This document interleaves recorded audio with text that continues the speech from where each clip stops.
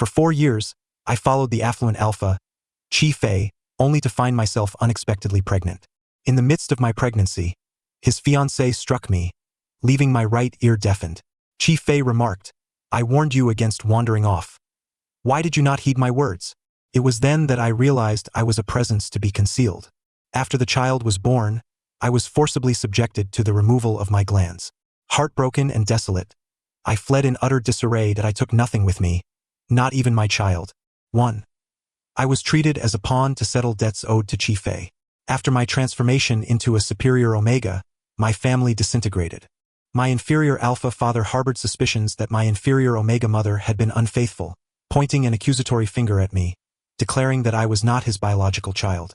Even when my mother, in her distress, offered to undergo a paternity test, he refused to listen.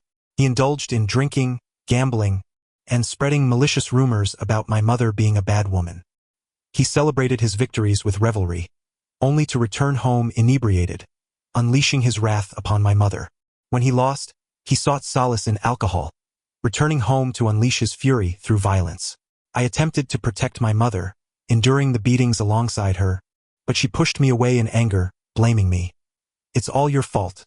Had you not transformed into a superior omega, I would not have to suffer this way. Our family is comprised of inferior genes. Why should you be the exception?" I was bewildered. Wasn't becoming a superior omega a blessing? Why was I the first to be ostracized by my own family? No one offered me answers. At 18, my mother truly ran off with someone else, leaving me as my father's sole punching bag. He had borrowed excessively from loan sharks. They would frequently block our entrance, demanding repayment. 3 days before the college entrance exams, I returned home. My father, trying to curry favor, pushed me toward a group of tattooed debt collectors. "Gentlemen, this lad is a superior omega, with a pheromone that smells like ylang ylang. Incredibly enticing. If you enjoy yourselves, perhaps my debts will be slightly reduced." Most of the debt collectors were inferior alphas, who sniffed around me with a disturbing obsession. I could not fully control my pheromones and felt a desperate urge to escape. Yet, escape was futile. Any alpha's pheromones could render me feeble. The most humiliating moment came when my biological father was the first to prevent my escape. He unleashed his dominance and oppression, fueled by his patriarchal authority, angrily declaring, "After raising you, shouldn't you show filial piety? You think you can run away? An omega is worthless. Being superior means nothing. I can still make you weak." He then turned to the debt collectors with a sycophantic smile. "I've heard that superior omega have a particularly high conception rate, and the likelihood of giving birth to a superior alpha is also quite high. Feel free to have your way. If she becomes pregnant, it's of no concern, as long as you can help me reduce my debts and refrain from hitting me." The collector's eyes gleamed with greed as they advanced, tearing at my clothes, arguing over who would have the first turn. The mingling pheromones assaulted my senses, an unbearable stench. My vision blurred, and I could no longer hear, overwhelmed by thoughts of wishing for death. Suddenly, a jacket imbued with the scent of green mandarin wine was draped over me, stirring my attention. Chief Feay stood at the doorway, backlit, his expression cold, lips moving. My ears still rang, rendering me unable to comprehend his words, but I noticed the debt collectors retreating. Trembling behind him, my father attempted to flee but was seized, pinned to the ground, and had 2 fingers on his right hand severed. Yet it was not enough. The debts he owed could not be repaid even with his life. Thus, I was taken away by Chief Feay. 2. Chief Feay was the leader of those debt collectors, yet he was merely 4 years my senior. He hailed from a family entrenched in the underworld and had been thrust into the harsh realities of society at a young age. His first task was managing a casino. My father was merely one of his deadbeat clients, not deserving of his personal attention. However, out of boredom, having waited for his subordinates to handle matters unsuccessfully, he decided to assess the situation himself. In doing so, he brought me this burden into his fold. That very night, he discarded me onto his bed, presenting me with 2 options. "You are here to settle a debt. Serve me alone or serve a multitude. Choose." Trembling, I unbuckled his belt, confessing it was my first time, pleading for him to be gentle. After our encounter, as moonlight filtered through the dark curtains, I mustered the courage to ask him, "Will I still be able to attend school?" Chief Feay, satisfied, wrapped his arms around my waist, patting my head as I drifted into a drowsy state. Of course, you're not a criminal to be locked away. That night, I suddenly felt that life might not be so arduous after all. Yet, I still could not return to school. During the college entrance exams, I struggled with many questions. My mind felt like a muddled mess. I recognized each word but could not comprehend them. I became exceptionally dull. Yet that was not accurate. A superior omega, like a superior alpha, is naturally intelligent and possesses a remarkable intellect. In the past, I had been among the top students, enabling me to comfortably attend high school. Now, I was too dim-witted to qualify for university. Upon learning my exam scores, Chief Feay consoled me with a smile. Being a little foolish is fine. As long as you are with me, I will take care of you. This partnership lasted 3 years. I was obedient and quiet, never causing trouble. I was the only omega by Chief Feay's side. In the 4th year, I found myself unexpectedly pregnant. By the time I discovered it, I was already 4 months along. Fear consumed me. Chief Feay always took precautions, and I dreaded his suspicion of infidelity, fearing he would scold and strike me, just as my father had. I contemplated secretly terminating the pregnancy. The doctor advised against it, citing significant risks to my health. I was undeterred. Lying on the surgical table, I pondered ways to keep my condition hidden from Chief Feay.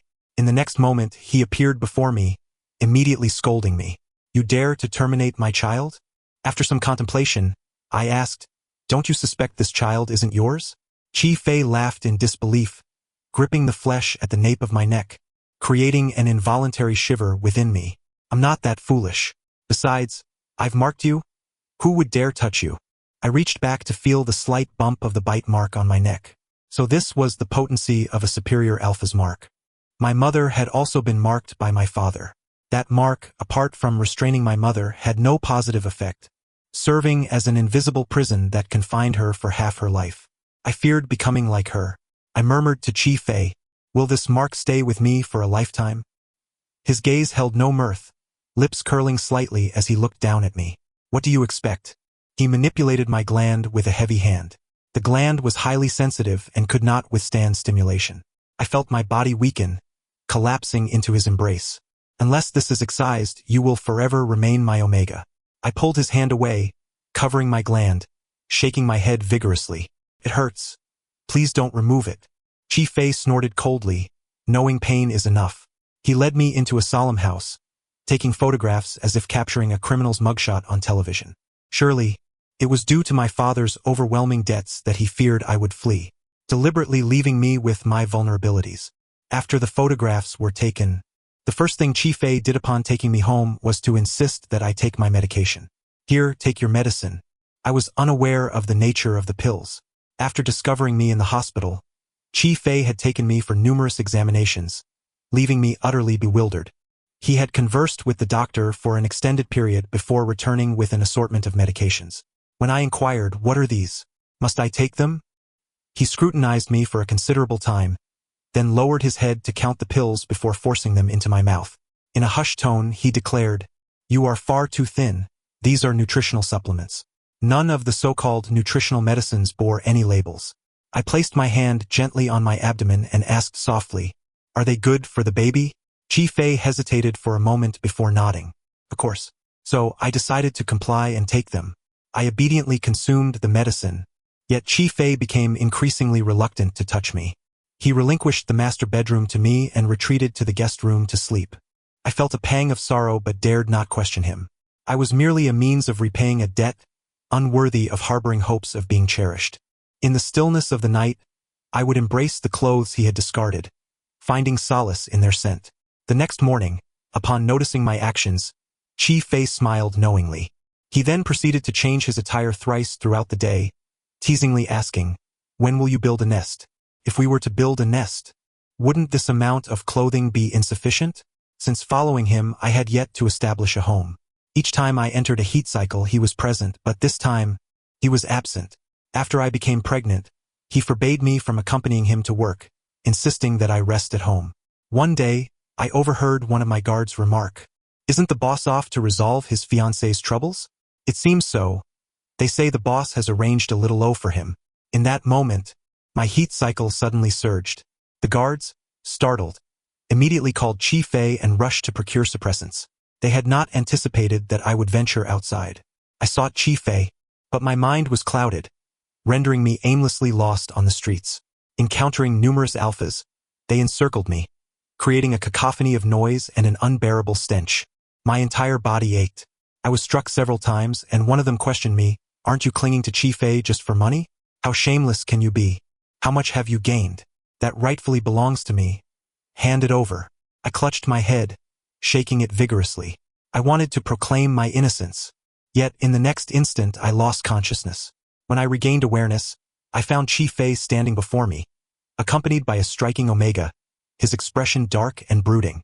He inquired about what had transpired. The surrounding alphas had vanished, as if everything prior had been a mere dream. However, my face was swollen and painful, and my right ear buzzed with an incessant ringing. I could not hear anything. It was likely only a temporary deafness. I dismissed the issue and gazed at the Omega, pointing at him as I said, "Your fiancé accused me of taking your money and demanded I return it. I insisted that I hadn't, and he struck me." I felt like a child reporting a grievance, hoping to incite Chief Feay to dismiss his fiancé. Chief Feay exchanged a grave glance with his fiancé, his expression tense. Finally, he rubbed his temples and said to him, "Mr. Guan, perhaps you should leave for now. We can discuss this another time." Then he turned to me, demanding, "I told you not to wander off. Why didn't you listen?" I recoiled slightly, feeling a swell of emotion. I finally acknowledged that I was nothing more than a trivial diversion for Chief Feay, a source of shame. I fell silent, and so did he. He took me home, lifting my chin to apply ointment. His eyes were filled with an overwhelming fury. As he finished, he hurled the medicine container to the ground, storming out to berate my guards before returning to chastise me. "Speak. Have you lost your voice? Do you even realize you have a fever? Can't you call someone? Must you roam around aimlessly?" While scolding me, he yanked down my pants, brandishing my soaked trousers before me. "Do you have any idea what might have happened if I had arrived even a moment later?" I curled up, avoiding his gaze, fearing that if I spoke, I would choke on my emotions and tears. But I was a man. I could not afford to appear so vulnerable. After a lengthy tirade, Chief Feay, with a furrowed brow, ordered me to kneel on the bed. Slowly and deliberately, he resolved my heat cycle. Once it was over, he bit down on the nape of my neck, inundating my glands with an overwhelming surge of pheromones. It was both painful and pleasurable, compelling tears to stream down my face. From that day forth, Chief Feay restricted my outings even further.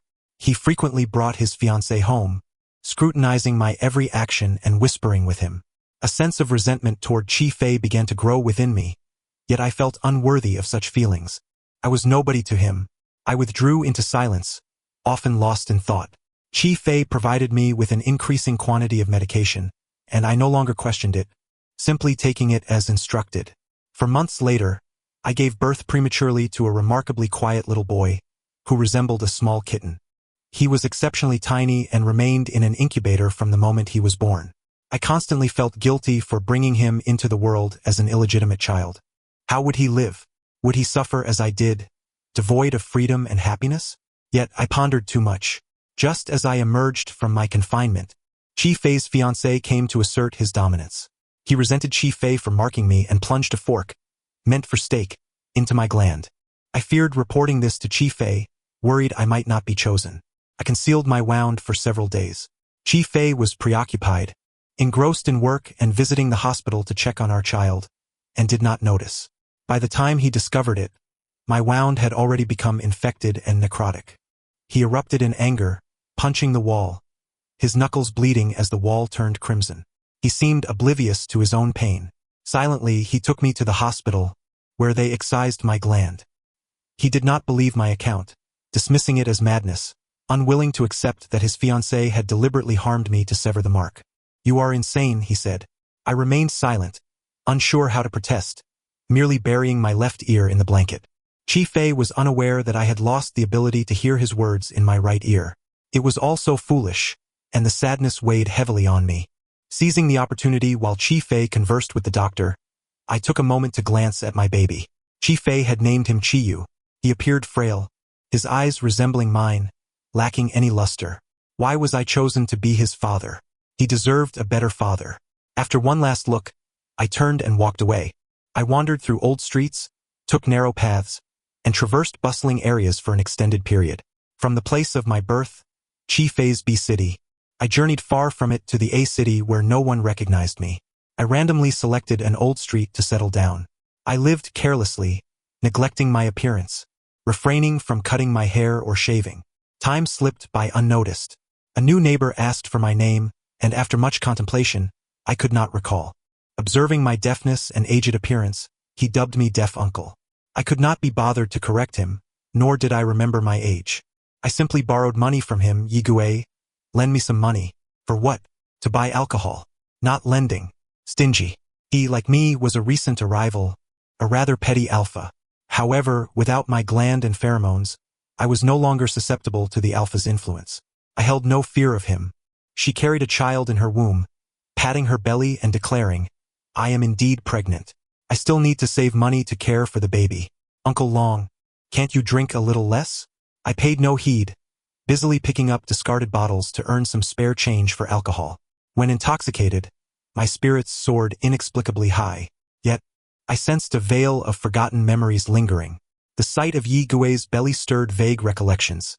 It seemed I too had once given birth. With whom did I share this experience? Where is my child now? The answers eluded me, and a strange fear gripped my heart. Yi Gui is a good soul, always inviting me to share meals. He had a daughter, a delightful little girl. I toiled diligently to purchase her beautiful dresses, delectable snacks, and engaging toys. She adored me, filling my heart with joy. Life felt invigorating. Before long, Huan was off to kindergarten. Not long after the term commenced, Yi Gui suddenly entered a sensitive period, requesting my assistance in picking Huan up from school. After a moment's hesitation, I anxiously washed my hair, bathed, and shaved off my unruly facial hair. I even borrowed Yi Gui's suit, which was slightly oversized, but I looked rather presentable in the mirror. Surely I wouldn't embarrass Huan. Huan attended a prestigious kindergarten in the economic development zone just outside the old street. When I arrived to fetch her, she was taken aback. Upon hearing me tell her teacher that I was her father's deaf uncle, her eyes sparkled with delight as she leaped into my arms. "So you're not Grandpa. You're so handsome. I like you." I was momentarily stunned, then smiled softly as I lifted her and headed outside. One of her classmates grabbed my sleeve, refusing to let me go, their dark eyes fixated on me. When his father arrived, he too stared at me in bewilderment, his eyes suddenly ablaze with emotion. I offered an awkward smile. "Excuse me, sir, aren't you taking your child home?"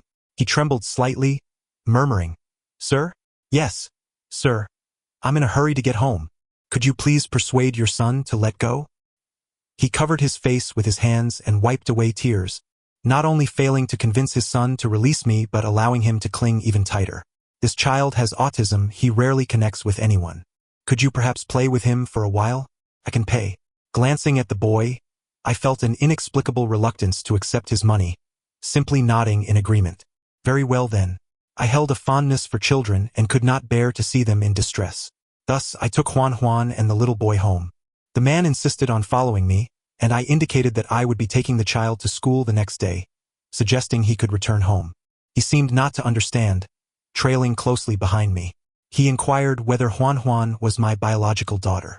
Upon learning she was a neighbor's child, his expression softened considerably, and we exchanged casual conversation. As I stood at Yi Gui's door, a wave of despair washed over me. How was I to explain my unexpected entourage? The man appeared to know Yi Gui. Upon their meeting, they engaged in conversation. Alone with the children, I wandered through the market. Huan desired a candy figurine shaped like a leaf. I asked the little boy what shape he wanted, and he looked up at me, quietly contemplating before responding in a slow yet hurried manner. "Yu wants a fish shape, Daddy." So his name was Yu. How adorable. "I'm not your father." "Okay, Daddy." Never mind, he was just a child, unaware of his words. There was no need for correction. I handed the finished candy to Yu, who offered a stiff smile in return, displaying remarkable politeness. "Thank you, Daddy Yu." My heart ached slightly. I crouched down to stroke his head and asked, "Where is your father?" Yu's large eyes brimmed with confusion. "You are my daddy, Daddy. How was this child being raised?" I felt a flicker of anger. I despised parents who did not treat their children well. When Yi Gui sent Huan to an elite kindergarten, I had scolded him, believing he was using her as a means to connect with wealthy families. Who was that man just now? Yu licked the candy slowly, taking a moment to respond. He's Daddy, Papa. The child seemed to use Daddy as a punctuation mark, perhaps addressing everyone in this manner. I breathed a sigh of relief. Is Daddy good to you? He pondered for a moment before giving a gentle nod. Daddy is especially good to me, Papa. He raised me all the way to 4 years old, Papa. Even when I often made him cry, he never forgot to prepare my formula, Papa. One person. The man was tall, strikingly handsome, and exuded a pleasant aura. It was hard to believe he was alone. Yet, that was none of my concern. I merely wished to know if the child was well cared for. That's wonderful.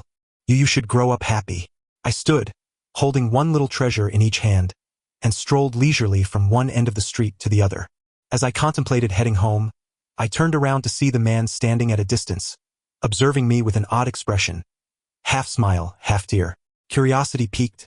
I approached and inquired, "Have you finished your conversation?" He nodded, squatting down to caress Yu's face. Then looking up at me and saying, "This child is named Chi-Yu, and I am Chief Feay. Why share this with me, when our paths would likely not cross again?" I released Yu, taking a step back. "You can take him home now." I hadn't yet eaten dinner and was feeling hungry. Huan's stomach rumbled as well. I intended to make Yi Gui splurge on a good meal. Perhaps some stir-fried beef would suffice, spicy and fragrant. As I held Huan's hand, preparing to leave, a shriek startled me. "Daddy is bad. Yu doesn't want Daddy to leave. Daddy, you can't go." I turned to see Yu hurling his candy at Chief Feay, his face contorted in anger. He stomped his feet uncontrollably, striking Chief Feay's leg, his dark, grape-like eyes brimming with tears. This was a stark contrast to his previously quiet and well-behaved demeanor. The melted candy left an unsightly mark on Chief Feay's well-tailored suit. With a wry smile, Chief Feay scooped up the writhing Yu, expertly patting his back to soothe him. "Daddy isn't going anywhere, and he won't take you away. Be good, or what if Daddy stops liking you?" In an instant, Yu quieted, his tear-filled eyes cautiously watching me. "Yu doesn't want to be disliked, Daddy." My heart ached for him. Unable to resist, I gently wiped away his tears. "I don't dislike Yu." Chief Feay looked at me, suggesting, "Yi Gui is busy right now. Shall we have a meal together?" After a brief pause, he added, "It's on me. Thank you for being willing to play with Yu." I scrutinized him, sensing he must be quite wealthy. Could I indulge in a hearty meal? Thus I boldly declared, "I would like stir-fried beef, braised pork, chicken stewed with mushrooms, sweet and sour ribs, tomato braised beef brisket, and fish head tofu soup. Oh, and I'd like some wine as well." After realizing I might have ordered too much, I sheepishly rubbed the back of my neck and glanced at him. Did I order too much? Chief Feay regarded me for a long moment before chuckling. "Not too much. Do you really enjoy these dishes?" He murmured to himself. I just realized. He led me away from the old street. Indeed, I loved good food, but it wasn't just about enjoyment. I adored all delicious dishes, yet rarely indulged in grand feasts. I was rather lazy, earning just enough to get by. The following day, Yi Gui's sensitive symptoms had completely subsided. A man named Chi-Jo unexpectedly appeared, accompanying Huan to kindergarten. Chief Feay had spent a night in the old street and also needed to take Yu to preschool. Yu resisted vehemently, crying and insisting on seeing me, pleading for me to take him. I inquired of Chief Feay, "Where are the child's mother or father?" After a moment of silence, Chief Feay lowered his head and replied, "It's the father. He doesn't want us anymore. I have searched for him for a long time." A heavy air of despondency enveloped him, impossible to overlook. Curiously, I asked, "Did you find him?" He raised his gaze, his expression inscrutable. "I found him. I felt a surge of joy for them." "Then you should reconcile swiftly.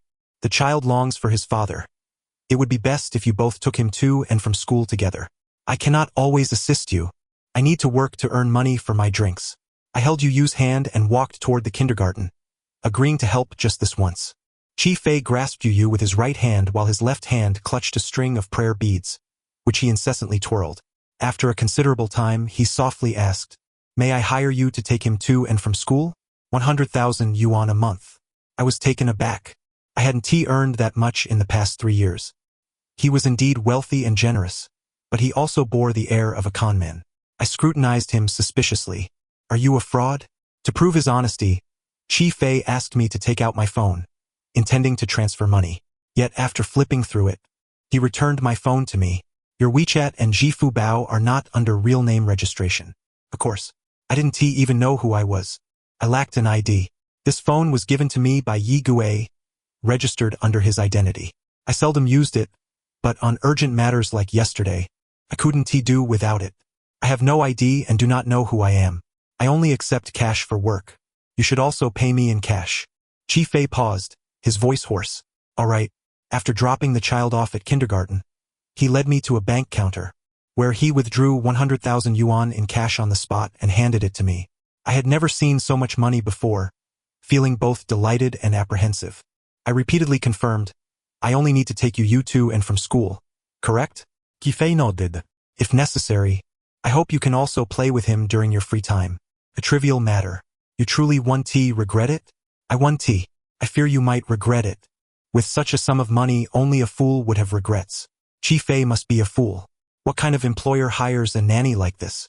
Chief Feay purchased an old, dilapidated house in the old street, right next to mine. My own rundown place was exchanged for a piece of jade. Upon arriving at the old street, I wore a jade pendant around my neck.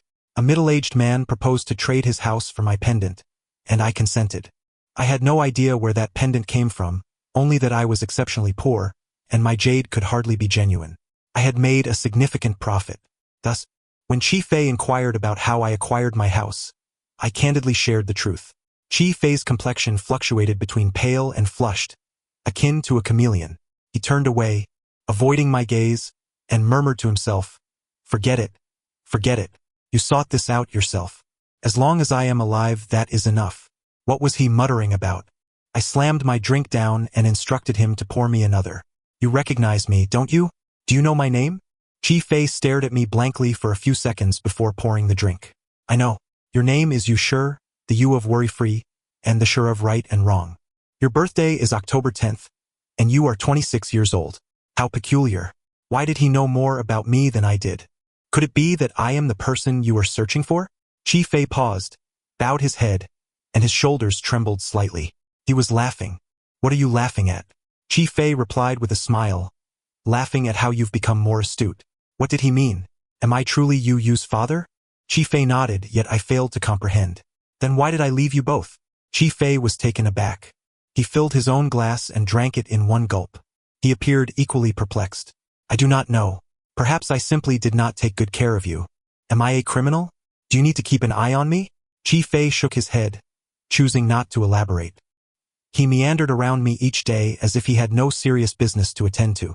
After a week of this, Chief Feay was caught by Chijio. If you don't return to the company, I will cease to care. It was never my business to begin with. Left with no choice, Chief Feay entrusted you to me. I'll just pop into the office. You two behave well and don't wander off. Upon hearing this, a sudden ringing echoed in my right ear, though it was indeed deaf. After Chief Feay departed, I covered my ear and took a moment to collect myself. When I regained my composure, Yu was gazing up at me with his little face. What is wrong, Daddy? Does your ear hurt? He tugged at me, leading me outside the old street, small yet surprisingly strong. Daddy says if you are unwell, you should speak up, go to the hospital for a thorough checkup, and listen to the doctor and take your medicine, Daddy. I'll take you to the hospital, Daddy. Chief Feay had taught Chiyu well. Although he was autistic and often mechanically repeated certain phrases and actions, he was mostly understanding and polite. Since realizing I might genuinely be his father, I felt an inexplicable sense of guilt when I looked at him. I had abandoned him. This thought lingered in my mind. Thus, whatever he wished to do, I complied. However, I resisted going to the hospital. I lifted Chiyu into my arms. Daddy is not sick. Shall we go shopping instead? Daddy has a lot of money now and can buy you some cool children's clothes. Chiyu nodded, pursing his lips, revealing a faint smile. He didn't smile often but was learning. He said, Daddy never smiles. You can't learn, Daddy. But Daddy always smiles. It looks nice. And Yu loves to learn, Daddy. Why doesn't your daddy ever smile? Chiyu pondered for a moment. Daddy likes to cry. Daddy always looks at pictures of you, and his face is all wet. Daddy is shy, Daddy. I could picture it now. It was genuinely amusing. As I led Chiyu into the shopping mall, I couldn't help but smile. The next moment, Someone firmly grasped my shoulder. You sure? Is that you? I turned around to see a gaunt, middle-aged woman staring at me in shock. I did not recognize her, yet she had many questions for me. Her murky gaze swept over me and Chiyu, incredulous as she exclaimed, "You're married and have children? With whom?" She reached out and tugged at Chiyu's clothing, examining the logo. "All the clothes this child is wearing are designer brands. Where did you get the money to buy them? Have you married into a wealthy family? What about your father? Is he enjoying a life of leisure with you?" Her tone grew increasingly resentful. Even as a small girl behind her fearfully called out for her mother, she paid no mind. I pulled her hand away, hiding Chiyu behind me.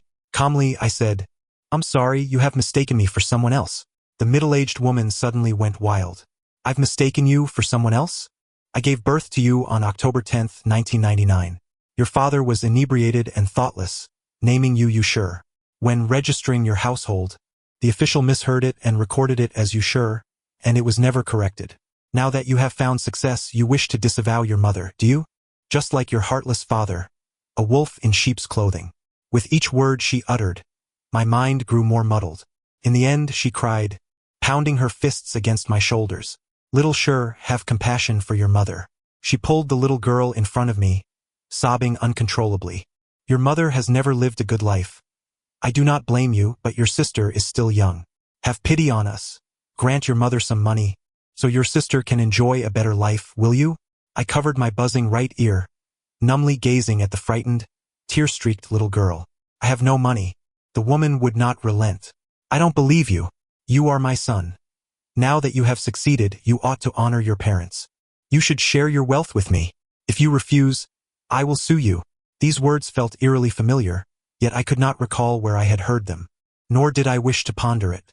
I wanted to flee, but my feet felt as though they were nailed to the ground, unable to move even an inch. Chiyu was furious. With tiny hands, he incessantly struck the middle-aged woman. "Let go of my father, wicked woman. Daddy told me to protect him. You will safeguard Daddy, and Daddy is not afraid. Daddy is very capable. When he arrives, he will avenge you." The woman released her grip, as if struck by a revelation. "I understand now. You have no money, but the alpha you are with does. An omega of superior quality is indeed fortunate, able to attract wealthy alphas. Without me, how would you have had the chance to associate with affluent individuals? Shouldn't you express gratitude to me?" Her mouth flapped open and closed incessantly. Gradually, I could no longer hear her words. Crouching on the ground, my mind was shrouded in a haze. I was at a loss for what to say or do. The anguish was unbearable. My heart felt as if it were blocked by damp cotton, suffocating me. I felt as though I were unwell. I clung tightly to Chiyu, as if grasping the last straw of hope. When Chief Feay arrived, I thought I saw someone by his side, and my heart ached. I shut my eyes tightly and reopened them, only to find him alone. How strange. Had I imagined it, or was I intoxicated? Chief Feay strode toward me, yet I could not help but retreat. Crouching, it was difficult to back away. I fell onto the ground. Chief Feay's outstretched hands trembled, abruptly freezing, his expression twisted in anguish. He turned and harshly dismissed the middle-aged woman. Facing away from me, he asked, "You sure? Are you afraid of me?" I nodded, then shook my head. I was not afraid of him. I feared confronting him in such a situation. It felt as though something terrible was about to occur. I was unsure of what I was saying, murmuring, "You don't trust me. You trust your fiancé. I am nothing." Chief Feay suddenly spun around, crouched down, and grasped my shoulders with great force. I frowned and pushed his hands away. "Keep your distance from me. Every time I touch you, I feel pain all over." Chief Feay stared at his hands, bloodshot eyes brimming with distress. The air thickened with the pungent scent of green tangerine liquor. His expression was strained, his voice thick with emotion. "I thought I wasn't good enough, prompting your desire to escape. But you sure, you have fled for 3 years and still remain unhinged. Tell me, why should I distance myself from you?" He collapsed like a balloon pricked by a needle, fists clenched as he struck the ground with force. "What fiancé? To hell with that fiancé. I have said it 100 times. That is a figment of your imagination. From the beginning to the end, you are the only omega for me. You pretend not to hear, hide in your own world, pitifully desolate. Being wronged matters not, as long as you are well, as long as you obediently take your medication. Everything is fine. What more do you want from me? Why must you leave me? Why, after leaving me, do you still suffer so? You see your father collapse. You see your mother collapse, and even a stranger makes you crumble. You can fall apart at any time, but what about me? I dare not fall apart, not even to question you, nor to remind you of our past. Why should I? It is you who owes me, not the other way around. He wept pitifully. Tears fell onto the floor, mingling with droplets of blood from his clenched fists, spreading outwards in a chaotic stain. The sound of a child's crying suddenly pierced the suffocating air. I shivered, turning to look at Chiyu. He was panic-stricken, his little face flushed. His mouth moved rapidly like a machine gun. Don't argue with Daddy, please.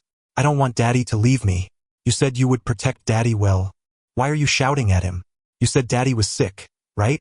When someone is sick, they need comforting just like how you comfort sick you. I still went to the hospital, pulled along by Chief Feay. Perhaps he had reached his limit with me.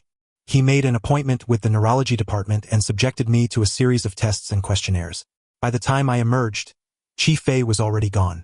Yiguei and Chijiu were waiting for me, accompanied by Huan and Chiyu. Yiguei regarded me placidly, holding a stack of test results and prescriptions. He spoke softly. Chief Feay said he would take a few days to cool off and asked me to apologize on his behalf, reminding you to rest well. Little Yu is staying here to keep you company. Yugu, let us go home. Chijiu had remained silent, his scrutinizing gaze towards me decidedly unfriendly, as if he had something to say but refrained. After receiving a sharp look from Yiguei, he fell silent, muttering, Omegas are just difficult to please. My brother has had a tough time these past few years, juggling work, caring for children, and seeking help. Yiguei smacked him on the back of the head in annoyance. Why don't you reflect on why all the partners of the Chi family keep running away? Chijiu fell silent. He turned the steering wheel, driving us towards the old street. Chiyu nestled in my arms, holding me tightly. His little head bobbed up and down. I stroked his head, saying, Sleep now. Daddy won't leave, won't abandon you, will he? I won't leave, I won't abandon you. Just after I spoke, he fell asleep. I asked Yiguei for the test results and flipped through them along the way. Some conclusions were drawn from the doctor's inquiries, while others were summaries from the doctor's discussions with Chief Feay. In the results section, it was noted as schizophrenia, characterized by disordered thinking and abnormal behavior and thoughts. There were precedents of hallucinations, visual and auditory, as well as fantasies of being persecuted by someone. I clutched the test results tightly, thinking, so I truly am ill. I raised my hand to touch the back of my neck, where a round scar lingered. If the persecution was merely a figment of my imagination, then why was my gland injured? I could not recall, no matter how hard I tried. The more I thought, the more my head ached. I resolved to stop thinking about it. After all, Chief Feay surely knew. Chief Feay did not appear for an entire week. When he finally reappeared, he was holding a divorce agreement. With drooping eyelids, he stated his intention to divorce me. I was taken aback. Did I get married? Chief Feay paused, a self-deprecating smile crossing his face. I see you despise me so. Forgetting me is one thing, but even your own marriage has escaped your memory. I shall no longer bother you, lest you suffer continually. Chiyu harbors affection for you, and you reciprocate. Let him claim you. Half of my fortune shall be yours, so do not fret over his sustenance. I stood in stunned silence as he spoke. And what of you? Chief Feay paused, a grimace twisting his features. Me? I am finally liberated, you see. No more hunting for a wife, nor nurturing a child. You cannot fathom how relieving that is. Deceitful. If that were true, why then did he hide away to weep? His eyes were swollen. Would it be so terrible to remain married? I shall diligently seek treatment. I proposed earnestly, as I have yet to regain my memories. Divorcing me now would be unjust. Help me recover my memories, and then we shall discuss the divorce. Chief Feay inhaled deeply, leaning against the old, dilapidated door.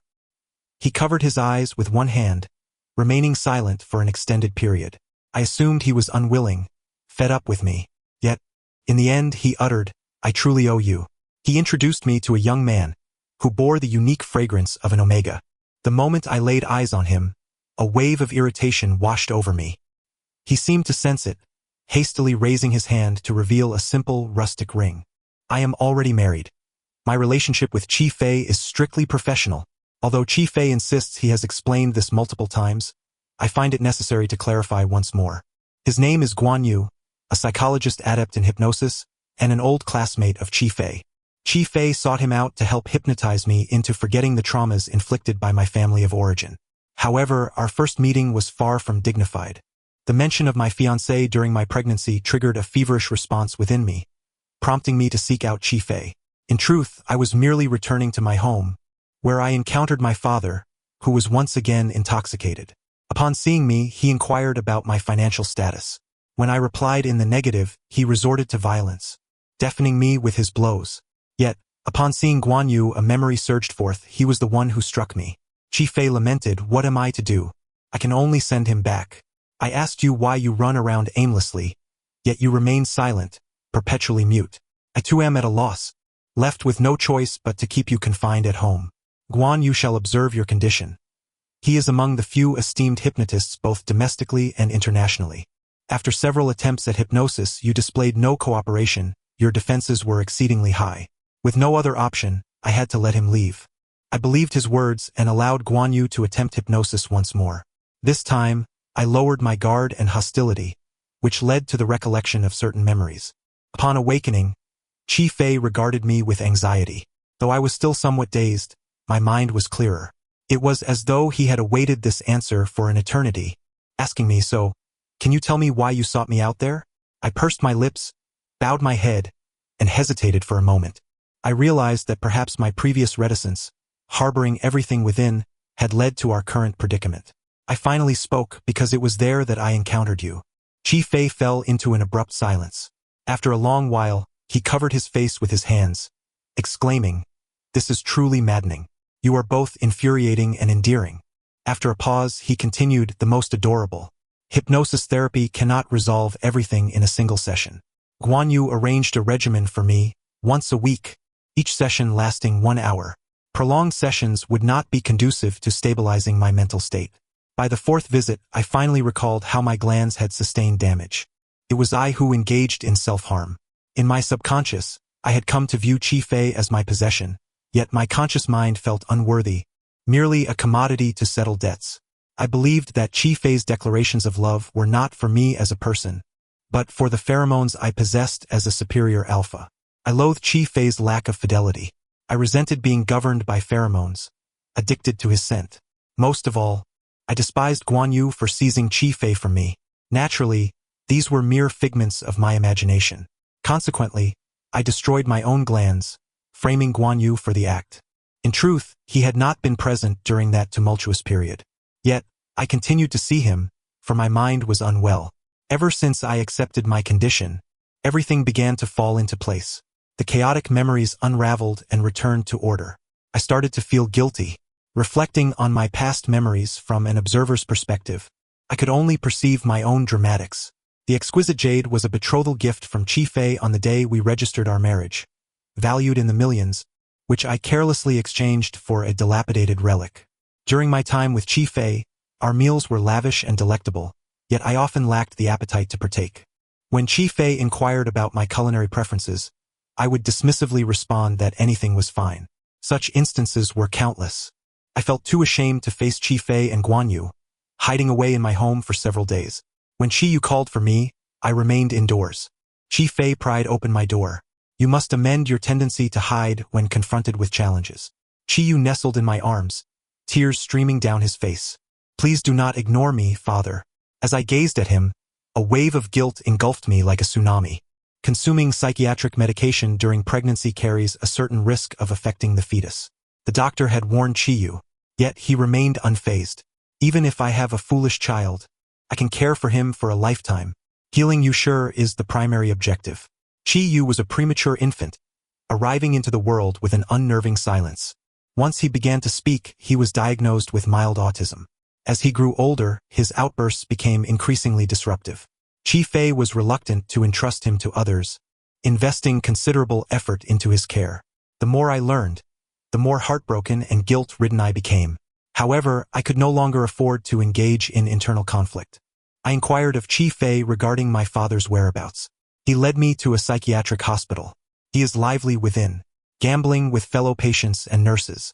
I beheld my father, erratic and neurotic, playing rock-paper-scissors with a nurse.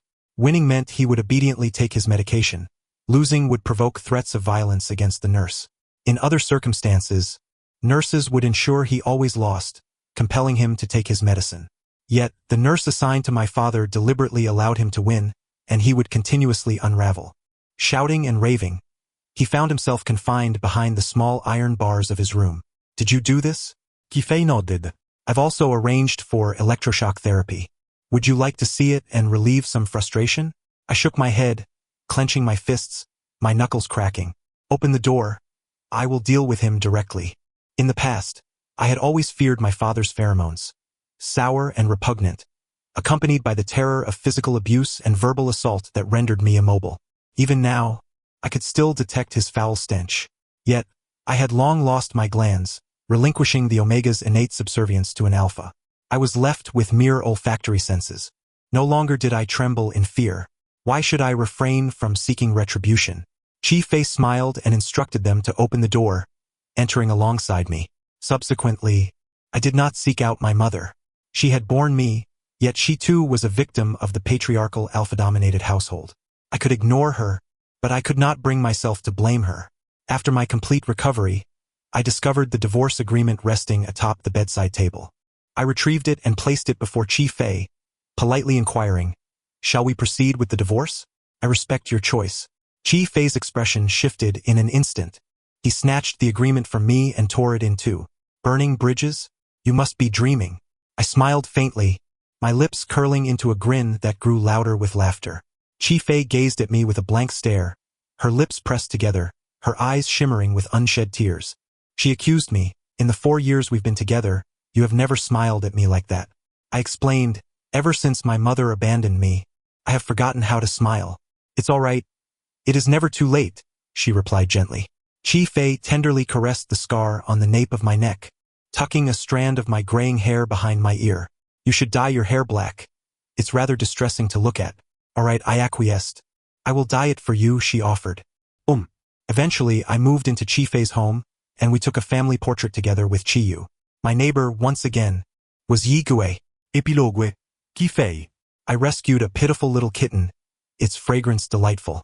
It was said to be a means of repaying a debt, yet it proved to be far more demanding than I had anticipated. The creature would furrow its brow in its sleep, murmuring incessantly. Only when I held it close would it find solace in slumber. It seemed to harbor a troubled mind, often muttering nonsensically. I assumed it was merely the result of past traumas inflicted by its family, and that time would heal its wounds. Indeed, it did improve, but I had not anticipated that it was merely hiding its true self. After it became pregnant, all the symptoms reemerged, growing increasingly severe. I had never intended to have children, yet you would speak of terminating the pregnancy while her hands remained protectively on her belly, forcing me into the role of the villain. So be it. I had taken her in, after all. What else could I do but care for her? The doctor warned that consuming psychiatric medication during pregnancy might lead to fetal demise or developmental issues. I dismissed these concerns. All I desired was for you to live well. Even if it were our child, sacrifices had to be made for its sake. With a child on the way, it was time for marriage. That very day, I took you to the Civil Affairs Bureau to register our union. You seemed despondent, as if she were utterly reluctant to marry me, which infuriated me further. Each instance seemed to bring about even more vexation, and I was left with no outlet for my anger. When had I ever endured such torment? She had somehow learned that I possessed a fiancé, and she insisted that everyone I encountered was my betrothed, especially when she spotted Guan Yu. I explained tirelessly that he was merely there to assist her, yet she would bury her ears beneath pillows, feigning deafness, which only fueled my ire. After finally clearing her system, she began to self-harm, damaging her glands without uttering a word, nearly leading to a disaster. I feared that she despised me to the point of loathing my mark. My anger boiled over as I took her to the hospital for treatment, where they excised the necrotic tissue. Just when I thought I had a moment's respite to finalize her hospitalization, she abandoned me and the child, running away. I was driven nearly to madness with fury. Balancing nursing our child with searching for my wife, I spent 3 years in pursuit of her. I found her on a dilapidated old street, masquerading as an elderly man, all to take care of someone else's child while pretending to be youthful. It enraged me to the point where I felt like spanking her, yet I dared not. What if she ran away again? I could not bear the thought. Anger aside, I could not truly divorce her. If she dared to sign those papers, I would indeed spank her. Fortunately, she did not sign, thus sparing her from a beating. It was fine. I would refrain from violence and instead wield a stick. Though she no longer exuded her pheromones, she remained remarkably fragrant. It turned out that my wife's right ear had truly lost its hearing. I was infuriated. I ended up in a mental hospital, confronting her father with my fists, rendering him deaf. Returning home, I soothed my wife. I was grateful to Chi for his reckless nature, which led him to marry a rebellious alpha. I appreciated his wife for running away for 3 years, becoming neighbors with you. I was thankful for my son, who knew to hold on to his father without letting go. Most of all, I was grateful for myself, for I was indeed the most infatuated soul in the world. The end of the tale. Thank you for listening, and until we meet again in the next story.